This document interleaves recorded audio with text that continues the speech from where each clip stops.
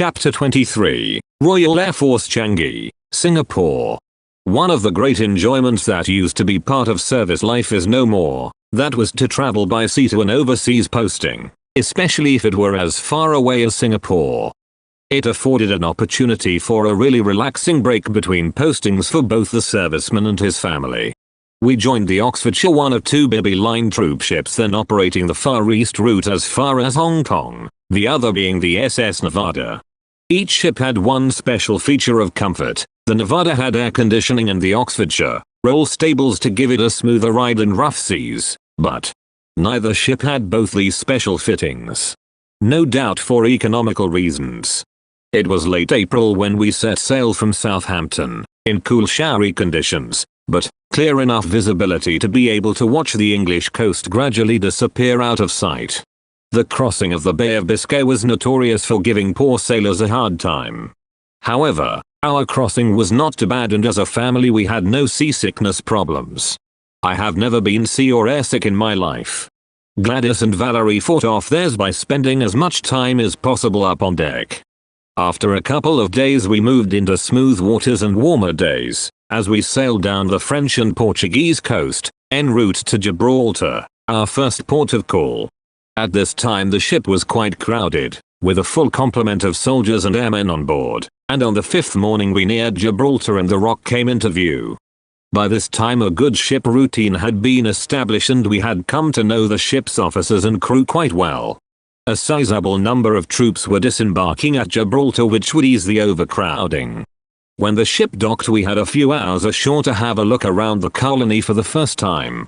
There were plenty of taxis around ready to take us around the sights, at a price.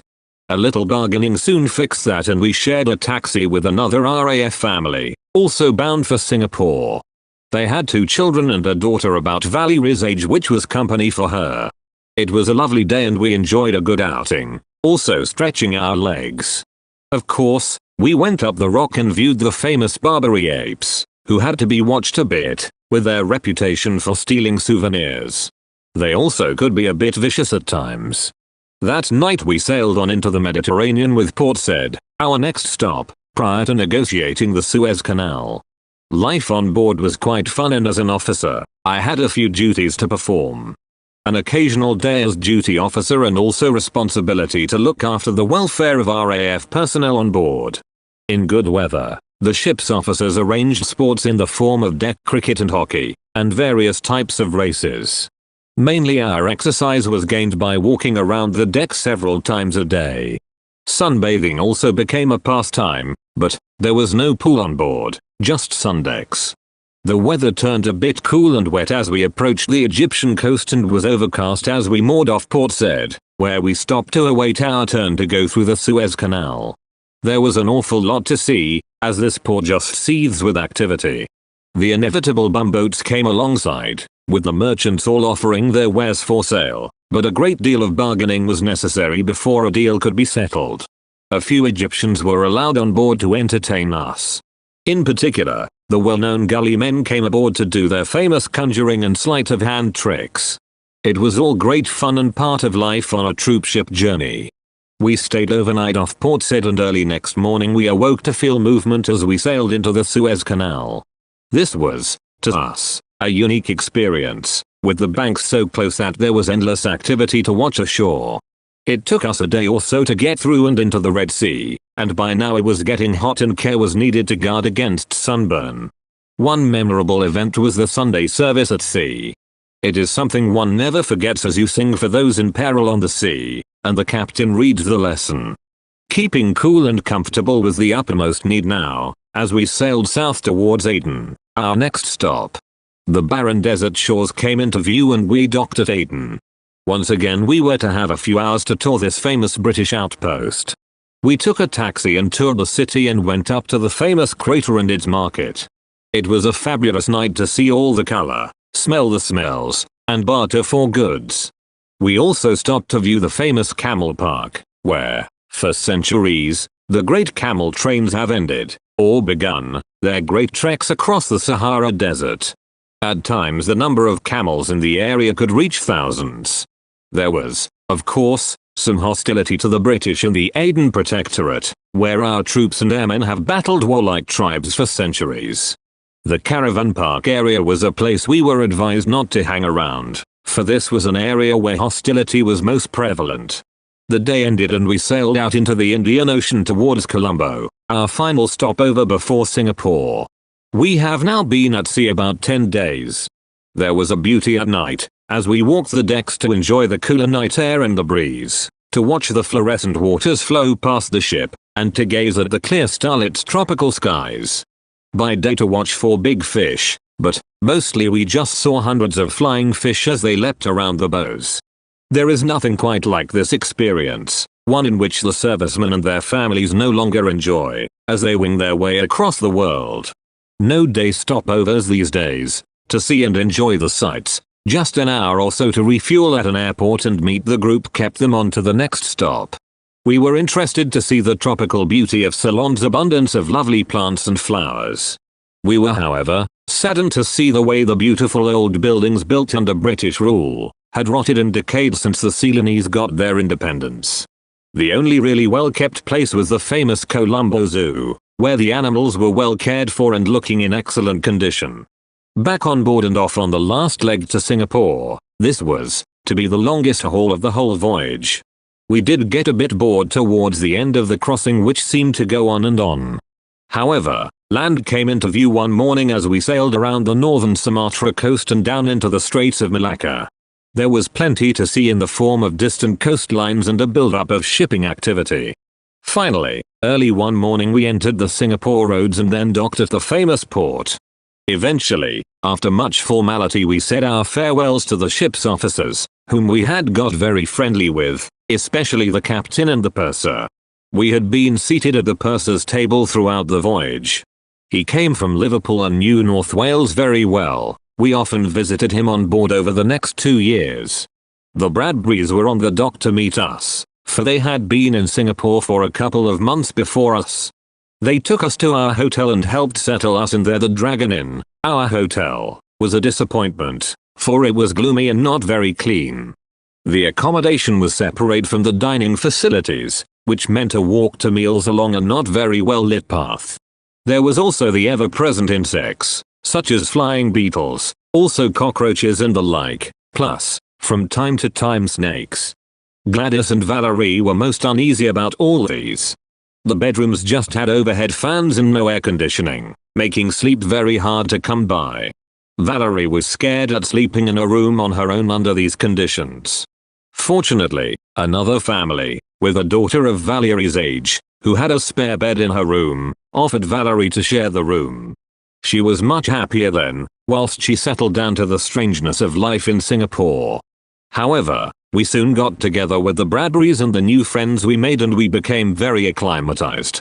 There were many compensations, such as the officers' club at Changi, with its lovely swimming pool and other amenities.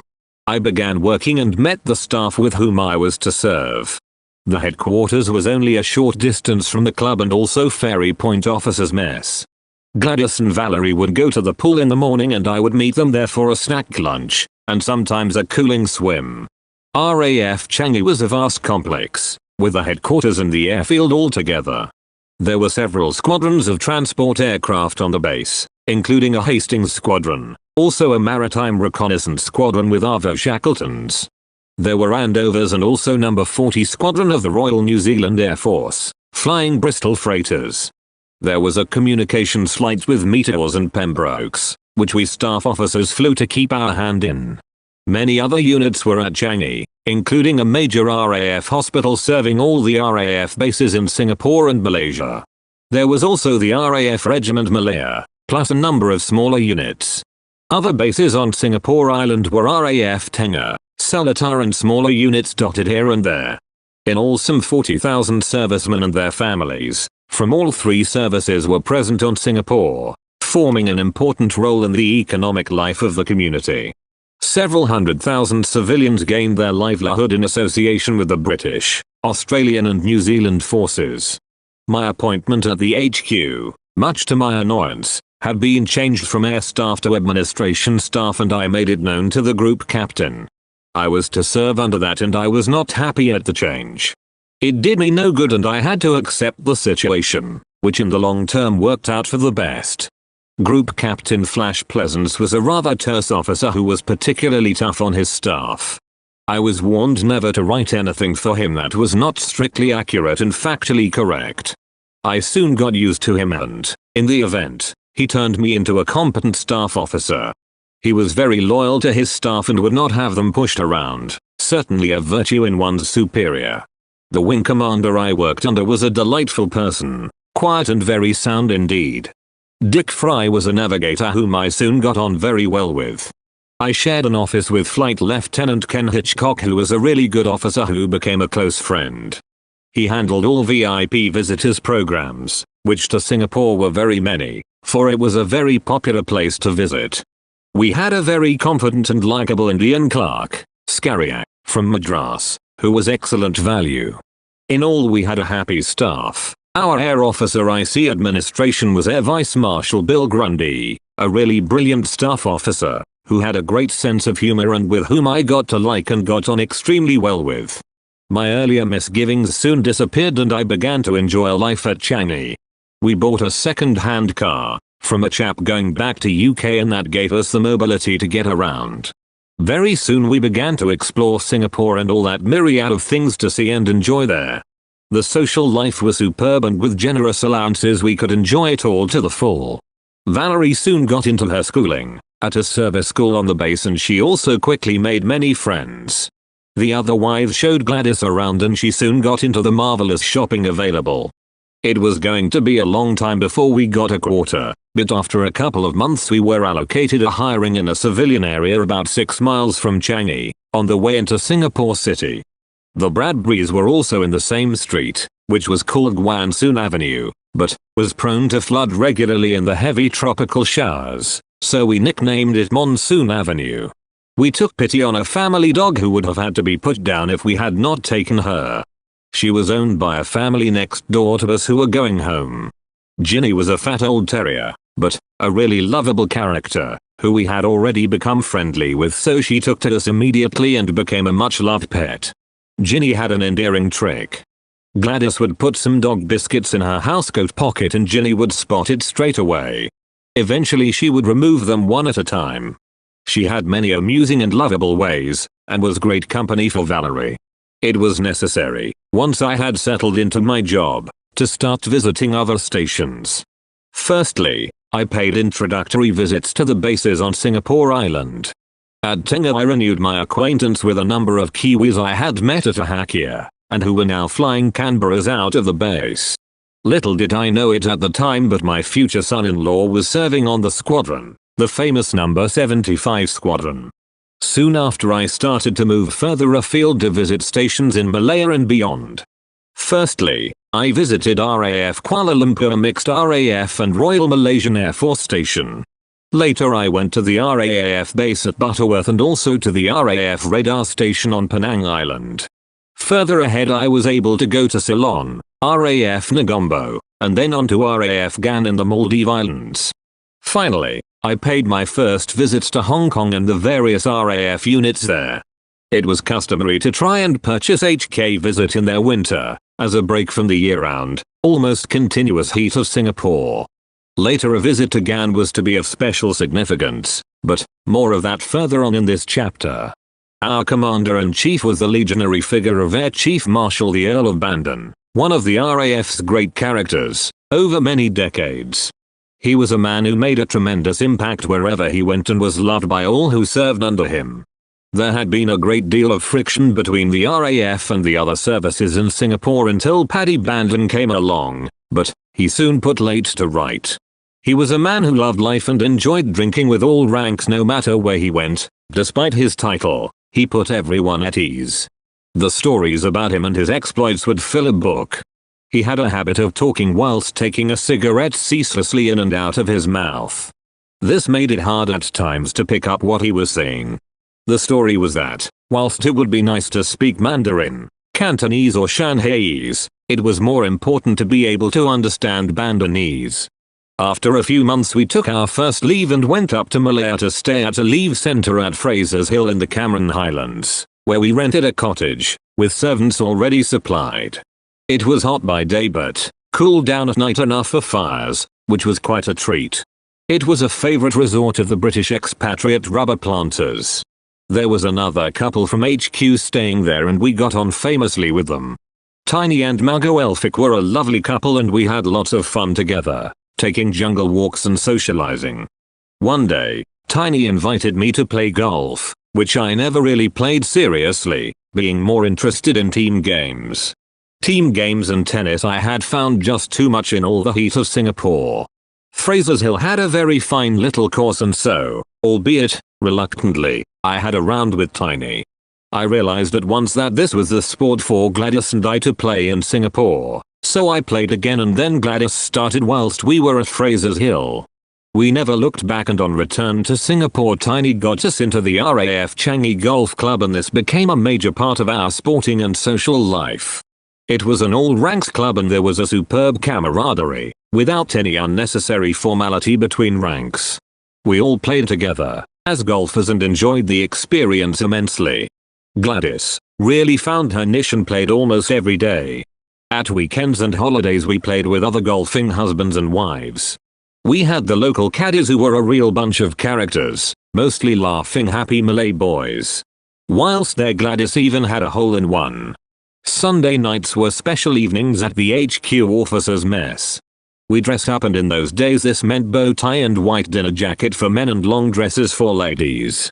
Firstly, we had dinner and then afterwards watched a film, with frequent intervals for drinks, thereby making it a much looked forward to evening. Most families were without an armor, servant come cook, on Sundays, so that meant that the wives did not have to cook in all that heat.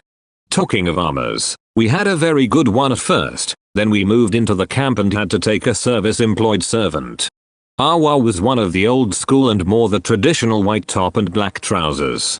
These armors were very efficient but expected to run the house, but eventually, Gladys found this attitude too much so she got rid of her, replacing her with a nice girl. Kimwa who could be taught Gladys ways and was a first-class servant and more to Valerie's liking. About a third of the way through my tour a very significant event took place, one Sunday morning when I was on the golf course. Two of the wives contacted me on the course, and I thought that something had gone wrong with Gladys or Valerie. They put my mind at ease on that score, but told me that I was to come away at once and phone a certain group captain. I wondered what the devil was happening, but they were insistent that I must come off the course at once. My partner and I were doing very well in a club competition at the time, but I had to leave there and then. I phoned the group captain concerned and he told me to report to the air transport section as soon as possible, in my best uniform. He told me that I was going to Borneo on a special and urgent assignment, but that he could not tell me what it was over the phone. He arranged to meet me at the transport section. I rushed home, told Gladys, changed and rushed to meet the group captain. On arrival he told me that Lady Mountbatten, whom I knew was on a visit to the Far East, had died suddenly overnight. I was to fly over, in a specially ordered aircraft and crew, to escort her body back to Changi. The secrecy was due to the fact that her death had not been announced in UK. We were to fly to Jesselton in British Borneo, now Kota Kinabalu, where her body would be brought to the airport. We were then to return immediately to Singapore, where arrangements had been made to fly the body back to UK on a British Overseas Airline aircraft. There was a lady aide from St. John's Ambulance Brigade with her and I was instructed to help her in any way that I could. I queried as to why I had been chosen and he told me a reason. "Unbeknown to you," he said, "you have been chosen to be our nomination as R.A.A.F Honorary Aide-de-Camp to the Commissioner General for SE Asia, Lord Selkirk. We, therefore, thought that you would be the appropriate officer to escort Lady Mountbatten's body to Singapore." It all came as a great surprise to me, but nevertheless exciting news. It was Sunday, the 20th of February, 1960, when we took off in a Hastings for the 4-hour flight to Jesselton. On arrival we were met by the District Commissioner, with whom Lady Mountbatten had been staying during her visit. He told me that she had gone to bed early complaining of being tired and in the morning the lady aide had found her to be dead, when she went in to awaken her. It was a very solemn and sad scene at Jesselton that momentous day. The aide joined me carrying a large black bag, which I noticed she was most reluctant to pass to anyone. I thought this curious at the time. Anyway, we waited for the coffin draped in the Union Jack to be placed in the aircraft, then we took off for the return flight to Singapore. During the flight, my lady companion confided in me, with regards to the black bag. Her reluctance to let it out her sight was clear to me when she told me it contained Lady Mountbatten's jewelry. She was concerned as to what to do with it for safekeeping while she was in Singapore. I was able to help her by taking it, on arrival at Changi, and having it placed in a top secret safe. The poor lady was much relieved. In any event, she was most upset at the last 24 hours she had been through. After arrival at Changi, Countess Mountbatten's coffin was taken away to be dispatched on to UK. I had arranged accommodation for the Lady Aide and wished her well, as we went our separate ways. The following morning I saw Air Vice Marshal Grundy and told him what I was holding in the top secret safe. He at once got onto the UK High Commissioner in Singapore personally and arranged for the bag of, no doubt, incredibly valuable jewelry to go to London in the diplomatic bag. I was much relieved to get it off my hands. If I had lost the Mountbatten jewelry, I think my career prospects would have taken a very steep plunge. This whole incident, in which I had played a sudden and unexpected part, was to have a very interesting sequel some years later. Of course, on the Monday the papers carried headlines of the death of this famous and much-loved lady. There followed certain formalities with regard to my appointment as ADC to Lord Selkirk. Firstly, I was to meet the retired Army Colonel who was Controller of the Commissioner Guards. Gladys and I were invited to dine with him and his wife, which went well, and there followed an invitation to Eden Hall to meet Lord and Lady Selkirk. They were charming people and put one immediately at ease. He had been a group captain in the R.A.A.F during the war, and she had been an air transport auxiliary pilot, giving us, therefore, much in common. He was one of the famous Douglas Hamilton family, all of whom had been in the R.A.A.F. I knew his brother Malcolm very well, for he had been a frequent visitor to the mess at Kinloss. His elder brother, the Duke of Hamilton, had made his name as the first pilot to fly over Mount Everest. In all, they were a great Scottish family. My appointment as ADC was duly confirmed and I began my duties almost immediately. These comprise almost entirely social commitments by being in regular attendance at the Commissioner General's magnificent residence, Eden Hall, in a very exclusive part of Singapore. It turned out to be a most interesting additional job to my primary one, as a staff officer at HQ, for it enabled me to meet a wide range of leading personalities in Singapore, coming from diplomatic, political, military and other walks of life. We also had frequent VIP visitors, the most noteworthy being Lord Mountbatten, who stayed a few days. He came exactly 1 year after Lady Mountbatten's death, and actually went over to Jesselton, to be there on the anniversary of her death. Lady Selkirk was mad about animals and frequently collected stray cats and dogs, of which there were many in Singapore. The most amusing acquisition was a gibbon monkey, who was allowed the run of the house. He distinguished himself by peeing on Lord Mountbatten's trousers, whilst his lordship was asked to hold him. Later, his lordship agreed, somewhat reluctantly, to hold the monkey for a photo, but, this time he held him at arm's length. I have a photo of this unique moment. As ADC, I had frequent contact with all the senior officers in the 3 services stationed in Singapore, which was a great benefit to my career, I am quite sure. After receptions and cocktail parties, the Selkirks would relax and invariably invited us to stay for a meal. Valerie was included several times at functions and Lady Selkirk was awfully good to her. It was a marvelous introduction to high social life for Valerie, and that has stood her in good stead ever since.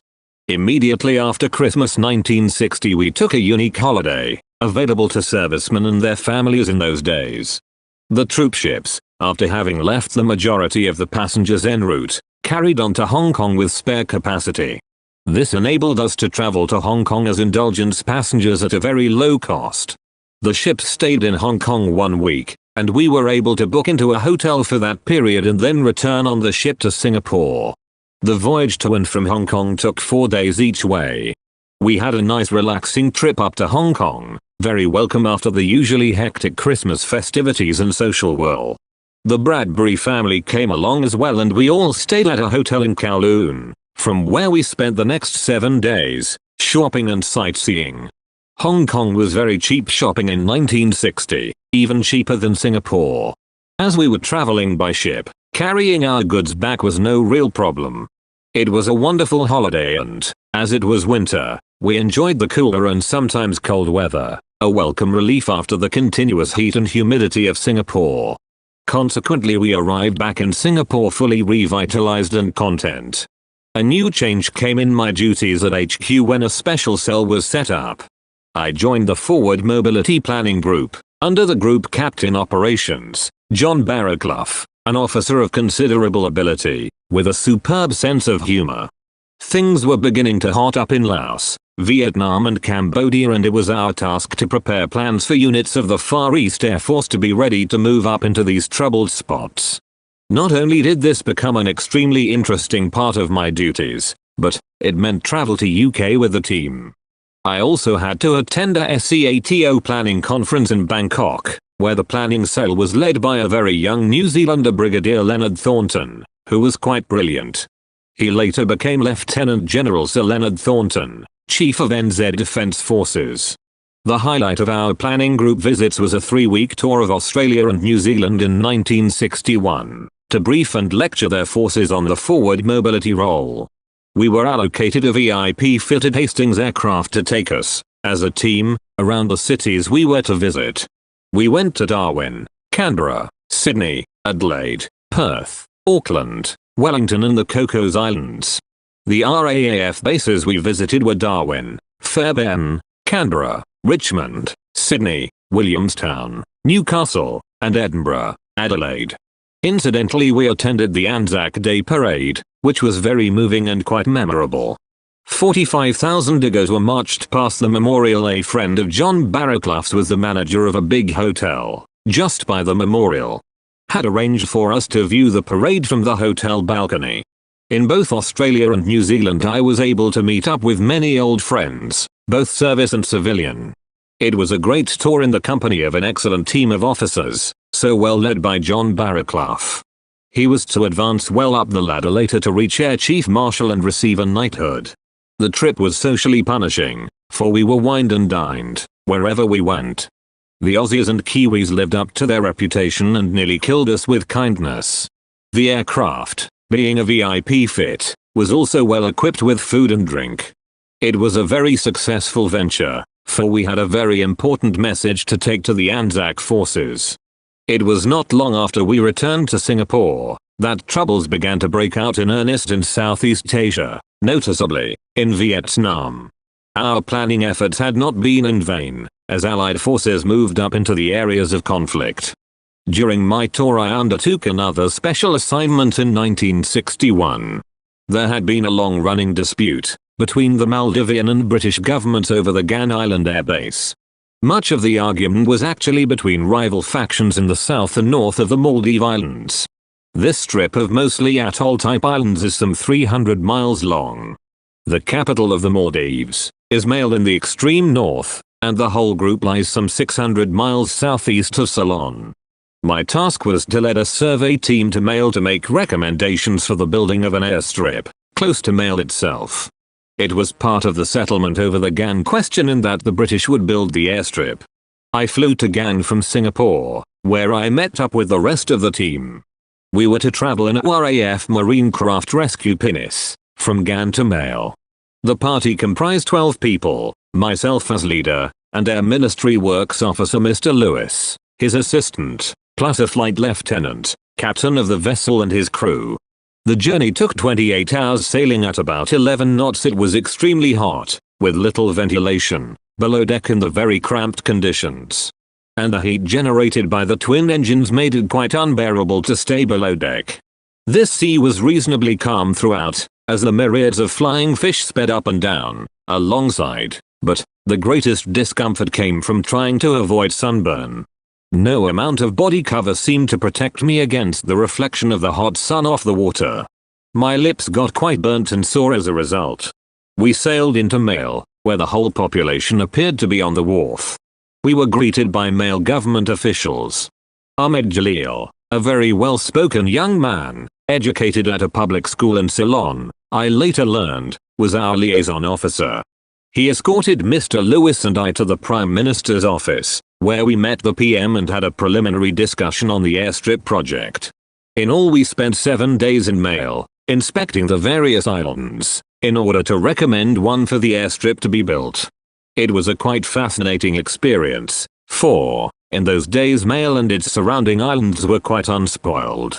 We were accommodated in the old British residence house, on an island a few miles from Mail. We travelled around from place to place in a Mail runabout. The people helping to look after us were not used to our type of food, but, fortunately, we had ample supplies of rations on the pinnace, to suit our tastes. This, coupled with the abundance of local fresh fruit, vegetables and fish, meant that we were fed quite well. Mail was dry, but, fortunately, we had our own essential supplies on board. There was no refrigeration, but there was a very deep well in the residence, from which there was a good supply of fresh, clean, cool water. We refrigerated our beer by lowering a container of cans by a long rope down into the well. We put it down, before leaving for work in the morning, and pulled it out when we returned. By this time it was nice and cool and very welcome indeed. After the heat of the day carrying out the survey, eventually, we settled on which island to recommend, and it was Ulule. This island had the length and direction required and was not too covered in trees and shrubs, to be too difficult to clear of obstacles for the airstrip approaches. It also was the best island for getting lighters through the reef to offload construction materials on shore. The first drop was to be made of pierced steel planking, of the type used throughout the world to lay airstrips in World War II. The task finished, we met up with the Prime Minister once more and presented our report and recommendations. This proved acceptable and we prepared to return to Gan. However, the Maldivians are keen cricketers and they wondered if we could raise a team to play theirs. There were 12 of us, and fortunately, a check of numbers who had played cricket revealed that we could raise a team. The flight sergeant Coxswain, a Scot, did not play, so he agreed to stay on board the pinnace to stall any thefts. We borrowed gear and played the match, in front of the total population of Mail, plus the cabinet, including the PM. Most of the Mail team had been educated in Ceylon and turned out to be pretty good cricketers. We got well beaten, but it did wonders for good relations. They were most sporting and the PM thanked us for going to the trouble to raise a team from our complement of 12. We retired to a marquee for refreshments and all was well. We were to spend one more night there before setting off to Gan, and that was to be quite an eventful evening for me. We had returned to our residence, had a bit of a social evening from our cool supplies, and knocked off a good meal. I went to bed and later I was awakened by the Mail liaison officer. Would I be prepared to go with him to Mail, he asked, to meet one of their politicians. I agreed and somewhat apprehensively, set off in his boat for Mail, on this very dark night. After docking at Mail, he led me through darkened streets to a backstreet residence. Here I met the politician concerned, who asked me if I would take a special letter to the British High Commission in Colombo and deliver it to the former British residents in Mail. He was most insistent that no one see this letter. He then wished me a safe journey to Gan and back to Singapore and thanked me. I was to meet the gentleman concerned later when he was Prime Minister of the Maldives, whilst he was on an official visit to India. The letter I carried was instrumental in starting the cycle of politics that led him to the Prime Ministership. Later in the book I will describe the circumstances of our next meeting. The next morning we sailed from Mail, after paying our respects to the officials, whom we had dealt with. Mail was quaint in many ways and very old-fashioned. It still bore a colonial charm and the evidence of the Portuguese occupation was quite evident, both in the local architecture and in the dress. It had been like spending a week in another world, and a unique experience in my life. Recently, I saw a picture of Mail International Airport, which had its beginning in our survey.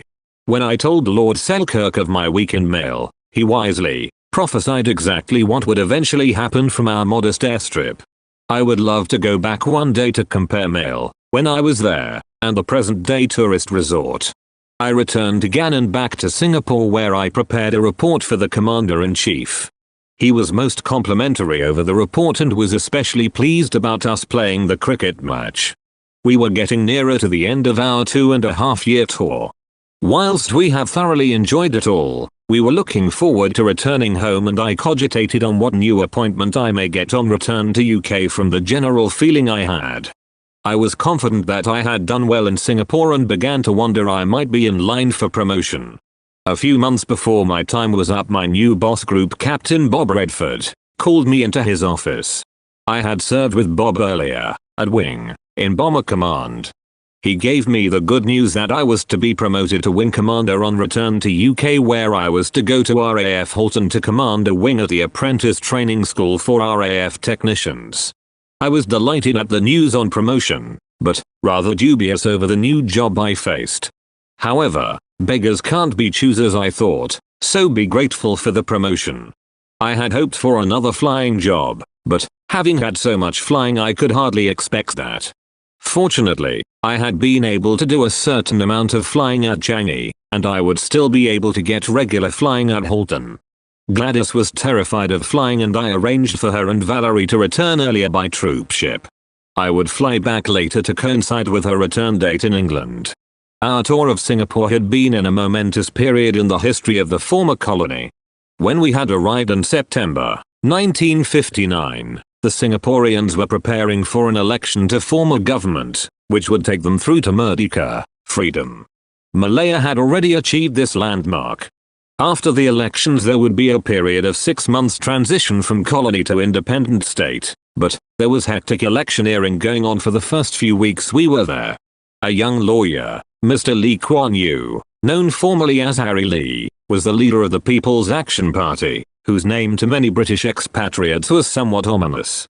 Fearing an eventual communist takeover. When I heard Lee's speeches I thought he made good common sense, and I remember Keith Bradbury and I discussing this point. We both agreed that Lee was a socialist, but not a communist, but that he spoke in a very democratic and practical manner. How right we were, for this great man had turned out to be a blessing for Singapore and its people, and to become one of the world's most respected leaders. He romped home in the election, and we later found that he was quite capable of handling the communists by beating them at their own game. Sir William Good was the last colonial governor of Singapore and the first Commissioner General. We viewed his final parade as governor, a very historic occasion in Singapore history. Lord Selkirk replaced him as commissioner. During the next 2 years Lee Kuan Yew did wonders for Singapore, and the life for the British remained largely unchanged. They thought he would tear up the golf courses and remove all colonial traces. But he did nothing of the kind. In fact, he was a very keen and able golfer, and in the event built more courses. The situation remained quite politically stable between Lee and the British authorities. Of course, there were many things he did to upset the many British expatriates, many of whom did not like the removal of the racist colonial traditions. Singaporeans were able to join European clubs, which had long been bastions for colonialism. However, it did not worry us. The services had a good mix of all races anyway. We had many Malays, Indians, Chinese all serving, in one capacity or another, at Changi and the other R.A.A.F bases. Gladys and Valerie sailed for England, and I had the sad job of handing over our married quarter. We had moved into a lovely bungalow on the base about a year before the end of our tour. We had good Chinese servants in the house and a Malay gardener. He was also a fireman on the base and a good worker. Gladys used to make dresses for his little daughter. He paid me one of the highest compliments I have ever received, when, in tears, he said farewell. Muhammad said, "You master are good man, I never met man like you." What higher compliment can one be paid?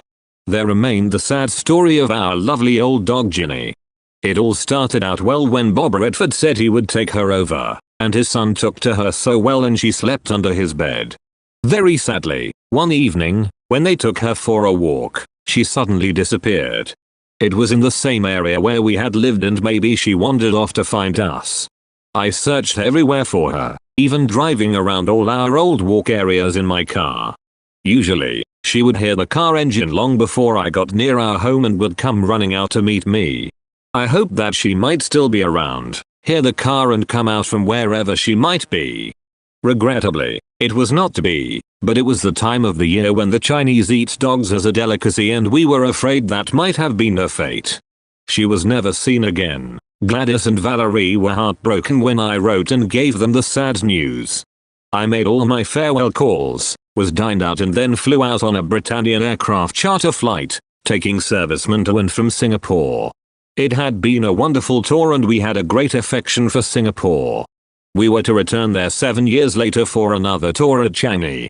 We have maintained a great love of Singapore and its people, enjoying all the rituals, celebrations, festivals and the like in this wide multicultural society. It surely must be the most famous of places, with such a kaleidoscope of diverse peoples and their cultures, all living in harmony together.